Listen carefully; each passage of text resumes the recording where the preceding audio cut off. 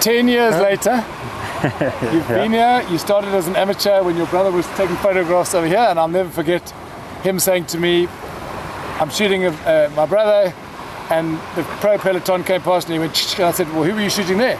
No, he said, my brother. I said, no, mate, the amateurs are way back, he's going to be ages. No, it was my brother. And I was like, well, who's your brother? No, Matty. And next thing, you came, I think, 16th. Am I right? 20th in 20th. Overall, overall. As a rank amateur doing your first one, insane. And that's when my ears picked up, and I was like, wow, we got a champion here. Over the next 4 years, you just rocketed to the top. You came from a long distance solo sailing background. We knew how tough you were. We knew what a good paddler you were, good athlete all round. And then you had a horrific crash. And a lot of people, including very experienced, knowledgeable people in the sport, said that's his career over. Even though at the time we all thought Kona was a real Kona win for a South African was on the cards. Here you are in your 10th year, and I'm going to say it, ranked as the favorite. Just a year ago and 2 years ago, you had a mechanical, then you had a 10th, you've had a third. You are, I think, without a doubt, in the shape of your life, even though you've been around a long time. This is the one that we think we're going to win. How are you feeling? Yeah, I mean, it's been a journey. Definitely feel like I know this course pretty well by now. Yeah, I mean, a lot has changed. Like we might be the only constants from 2014 and 4K maybe. You know, it's actually been quite a nice thing having 70.3 East London move from January and move to Mossel Bay. That's definitely just taken some pressure off the early part of the year. Actually have a holiday for once. Yeah, exactly, and like build into the year slowly, like you should, instead of being in good form in January and then trying to hang on until March. And I've fine balance between fit and race and ready. too fit. Yeah, I mean, now it's later, it's in April, and I mean, you were, I think your swimming was less consistent than it is now, and you were the Uber biker who had to make up a lot of ground. You usually smashed everyone and then kind of looked like you were trying to hang on to the win, and you did win. You won East London Minute, you won all over the world. And now you've been telling me that you've been working on your run form, you've been working hard on your run, your bike's still strong. This could be the most lethal Matt Trautman to toe the line.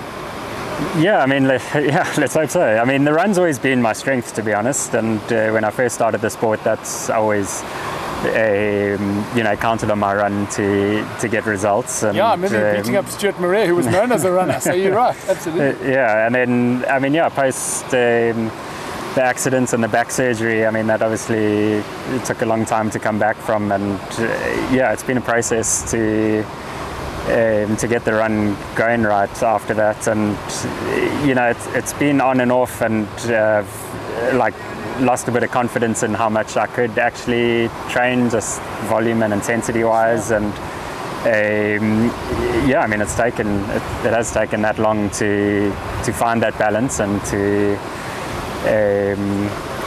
to know how to manage the situation and then still be in the best form possible. And I think I feel like I've got the balance right this year. And are you comfortable? I remember those days when you could see the grimace behind the glasses. I knew how much you'd been through, and I could see what's happening. Are you now running? Yeah, I've been running fine this last the last year or two. I mean, look, this course is it's brutal. I mean, the road surface is really rough. I mean, if anything's going to show up a weakness, it'll be on this course. And I mean, even riding today out along Marine Drive, just coming back, just easy, like just the constant rough road surface. It does zap you, and I mean, you got to be aware of that on this course. I've, to be honest, never run as well as I've hoped here, and a part of that is trying to make up either swim deficits or just being insecure on the run and trying to go too hard on the bike. And I mean, you got to play the race dynamics, and you got to keep your competitors in touch. But so a little note to the amateurs there about the road surface. I remember Cameron Worth saying he managed the road surface almost by accelerating through the little gaps, and easing over the bumps. You literally had to sort of manage it like a mountain bike race. Yeah, I mean, there's definitely some technique in riding on the rough roads, but I mean, yeah, most South Africans would have had enough experience with that at low least. Pressure or high pressure, Matt? I know, definitely, yeah, low pressure on the tyres. I mean, I'm running 28mm tyres, so yeah, fairly wide, and I'll run it at 70 psi max. Yeah, you definitely want to make the ride as comfortable as possible, and it's also faster on a rougher road to run with a lower tire pressure, and the wider the better. Yeah, absolutely, and also for control too. Yeah. So 30 k's in, is your back sore, or is that a thing of the past? I mean, there's the rare moment where it does flare up. But no, I think I've got my position dialed in now, and my run form is I've worked that so that Inspired I can be by Run Magazine, I heard. Yeah, that's right. Yeah, your mag. Lawrence. Yeah, definitely. I mean, it was a great article, and just I mean, it's not something you often think about, and hips forward, hips forward. Yeah, definitely some good tips from that article. You're 39. You got a second kid on the way. How many seasons left? Where to if you win this? Yeah, we know at the end of the year you'll be. I mean, this year you're racing Roth, for an example. That's a massive race with a massive field. What's on the bucket list? What are you urged to do? What's driving you now?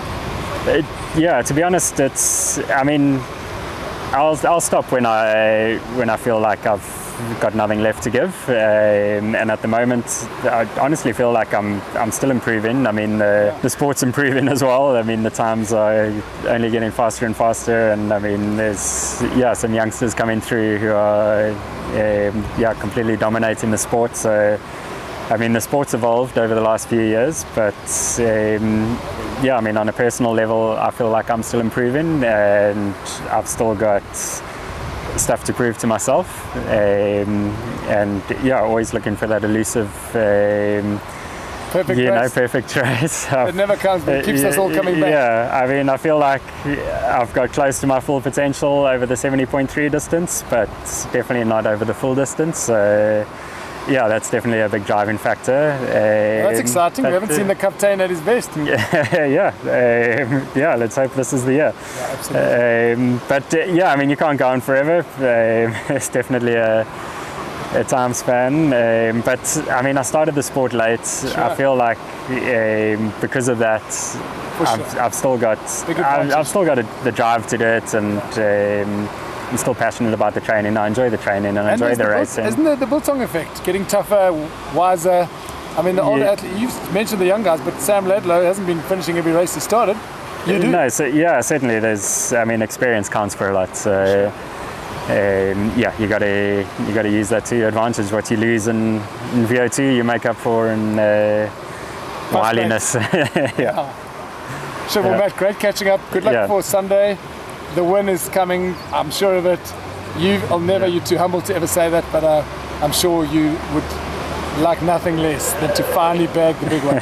No, absolutely. I mean, it certainly won't come easy, and I mean, I know it's obviously no given. There are a lot of strong competitors here, but I just got to execute my best race possible, and not get carried away with what's happening around me. And good lesson to amateurs too. That's the way to do it. Always. Let's hope if I'm going to race to my best ability, and if that puts me on the top step, then that's where I'm at. That's all you can ask for. Exactly. Great to spend time. Thanks, Paulie. You too. Cheers.